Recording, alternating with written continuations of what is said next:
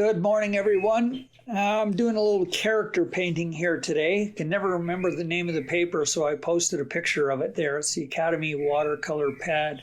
So this is a block of watercolor paper. I've put some tape around the outside so I'd have a nice border on my finished painting. Now I wet this, first of all, with my hockey brush. I just dampened the paper just to get it going. And I wanted to create a bit of a mood, like a sunrise or a sunset type of thing, with this pensive man sitting on a hill, enjoying the view, or just consumed with thought or whatever. So that's kind of what I'm going for here. I'm using a combination of that purple that I use fairly regularly. I'll try to remember the name of it. Some cadmium yellow, cadmium orange, and I just want to have some streaks in the sky to have it, just create a mood in the background. I want a little strip of white in around the immediate, right at the top of the hill there, in around the guy's head, so we can, perhaps focus on his expression, whatever that may be when I get around to it.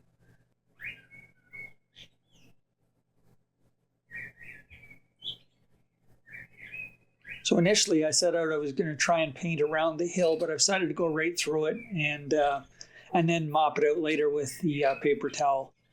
Same thing with the trees here. I'm just lifting out a bit of the paint. Not sure what color my trees are going to be. So I'm just lifting out paint in some of the areas like the hat and the trees, so I can, again, don't know what the sky is going to do behind, and I don't want it to impact the color of, some of the focal points, which will be the tree and the hat on the guy. And of course his face too.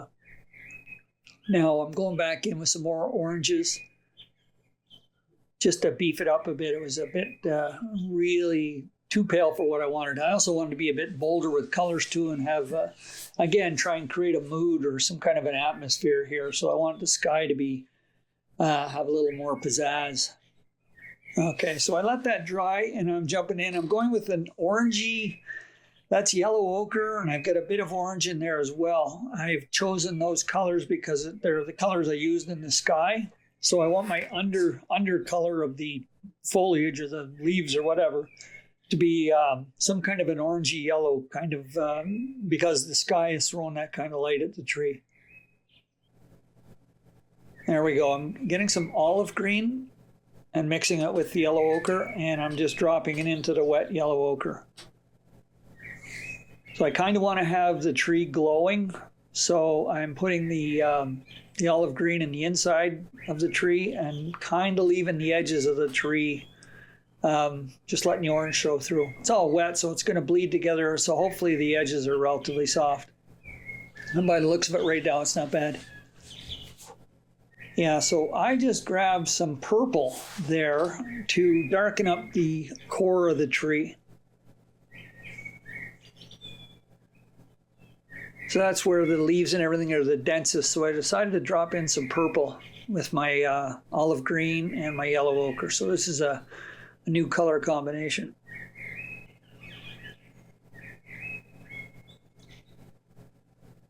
And there, while it's wet, just drop in the olive green.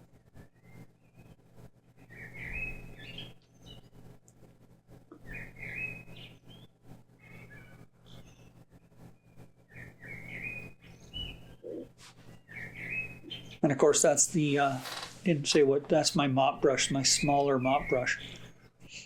Holds a lot of paint, so it really works well in this, for this. Now at this point, when it was dry, when the trees are dry, I'm getting in there with my, the ink. And that's my Lamy pen. And for those of you who've just joined, it's an extra fine nib, and I'm using the Atraminta's document ink on this. Just loaded the pen up. So everything's kind of getting washed out because I had so much water on it. My drawing is getting lost. So this is my process. I'm going to jump in with the ink and start to define things so I know what I'm painting next. Because really there's not much to it. Once I get the trees established and the sky established, my composition looks pretty good. So it's just a matter of not making a mistake when I ink my little guy that's sitting there.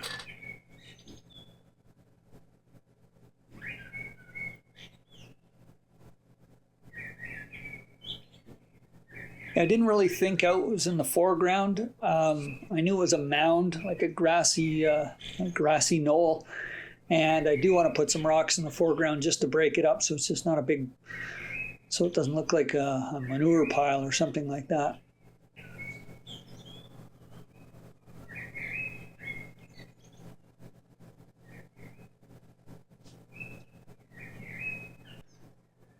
So by the looks of it, I'm going to do the, get the trees and everything out of the way and save my character for the very end.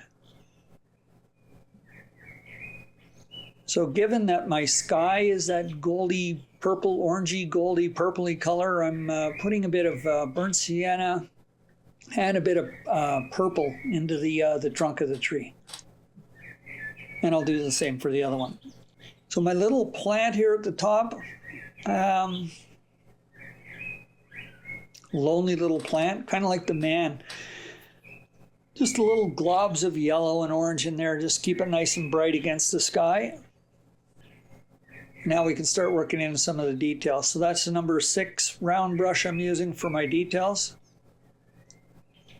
So now to fill in this larger area, I just grabbed the 12 round and I'm using cadmium yellow for the undercolor.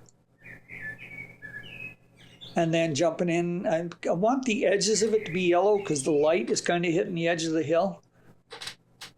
So I just went cadmium yellow, and then for the core, I added some yellow ochre. And now I'm starting to put my my olive greens in there. See, if I had just left it as is, it's kind of wondering what this guy's sitting on. A number of different interpretations for what that thing is he's actually sitting on. So I'm going to drop in some darker colors here at the front and then attempt to put some rocks in. It's starting to take there now, but I've been scratching at it so much I don't want to really wreck the paper and overdo it. So what I'm going to do here is I'm going to cut my losses. I'm going to have the indication of some rocks, and then I should be able to clean that up with ink and then add some paint and create some additional shadows. Yeah, because I've done a lot of scratching on there, and that's really going to mess with the paper. So walk away, Gary. Yes, I did. Okay, so I left it, and that's what I was left with. It dried. I can still see rocks on it, and now I'm just kind of letting the paint tell me where I should put some lines. So here I'm dropping in, what have I got there? I got some purple and some Payne's gray. And even a bit of, looks like I used some burnt umber in there as well.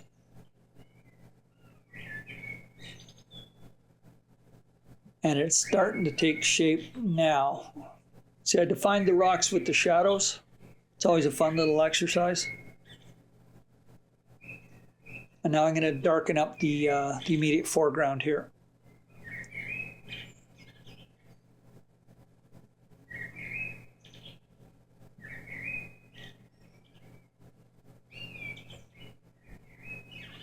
Well, it's not the best rock pile in the world, but it at least it breaks up that hill.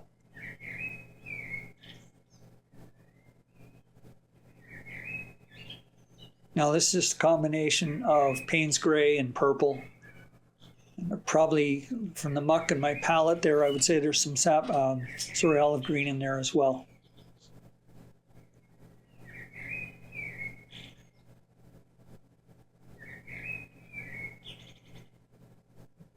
And then we're just going to go in and glaze because it was too pale.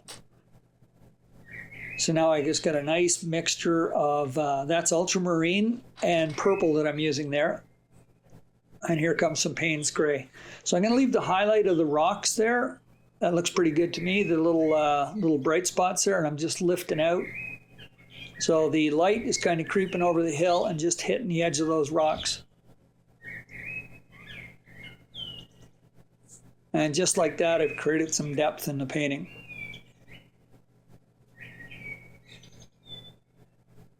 And of course, no character would be complete without mustard pants. Use my go-to number 6 round with the nice point to fill them in.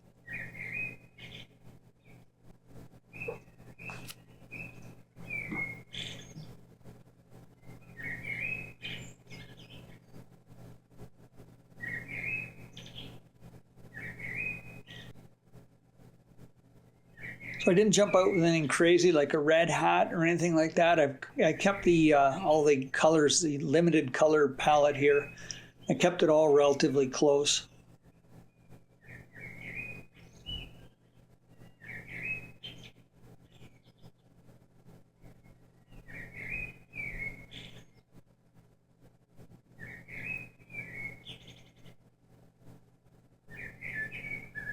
Now, while that was drying, or while the camera was off at least, I did add a bit of shadow to the pants, darkened them up just a bit on the leg there. Now for my skin, for the hands and the face, it's a yellow ochre, a bit of blue, and a bit of red. And you more or less, always have it really watered down when I put the skin on.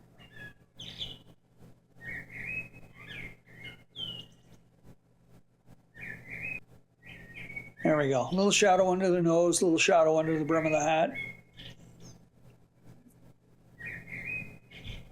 And put a bit of shadow on the fingers, the underside of the hand.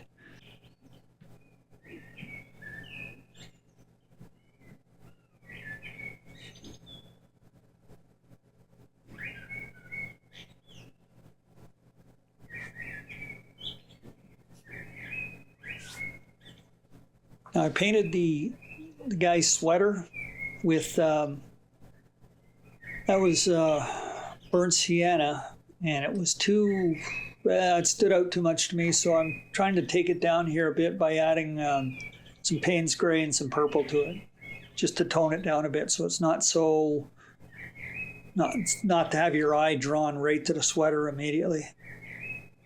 Kind of want you looking around. I want you to start at the rocks and then look at the guy, and it's always interesting where people's eyes fall on any given painting or any subject.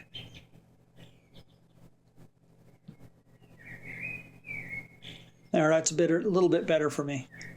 Now, as I was looking at this while the camera was off, he had one leg, his other leg was hidden behind it, so you could say that, but it just looked a little too unnatural. So during the commercial break, I put a little pencil line in there and added another leg, a second leg, just a little bit of skew there. So there's a hint of a shoe, and again, it gives a little more depth. It looked a little strange with just the one leg there. It was too clean. Now, all my talk about the red shirt, the finished color here when it dried was a little bit too boring for me, so I've gone with the, looks like a Freddy Krueger look with the, put some stripes on it. But they're not red, so it looks kind of good. It kind of holds together. All the colors kind of match. I'm using purple for the stripes in there, watered down purple.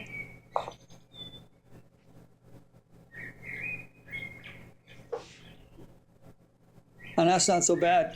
Kind of like that. And it dried a lot lighter too. So we got the last little bit of inking going on here. I was questioning whether I do the trees or not. I kind of left them, and then just wondering if I should ink them or not. I'm working my way up the trunk, so yeah, I couldn't help myself. Yeah. I remember looking at it. I painted this thing yesterday or 2 days ago, yeah. And I looked at it and looked at it and looked at it. I said, nah, I can't leave the trees like that. So I'm just very lightly putting a bit of ink around the outside. I didn't want to overwork them. I wanted to use the colors as they were. So here I'm just scratching the surface with the pen. Just add a little bit of black to it.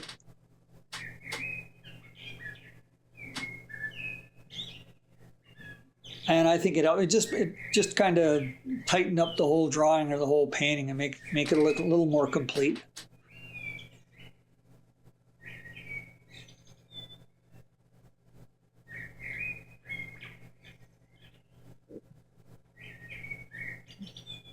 Yeah, and that should about do it. So there's just a few little grasses and little sticks and little bits to add to the foreground. I always have to be careful at this point not to overdo it, not to put too much ink in. Because right now I think I'm happy with that, but I know that I'm going to put some more ink. Yeah, a little circle in the rock. Okay, let's get it signed, get the tape off it, and see what we have.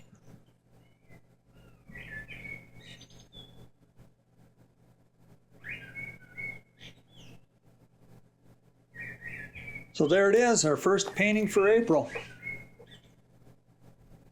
Thanks for watching, and we'll see you again soon.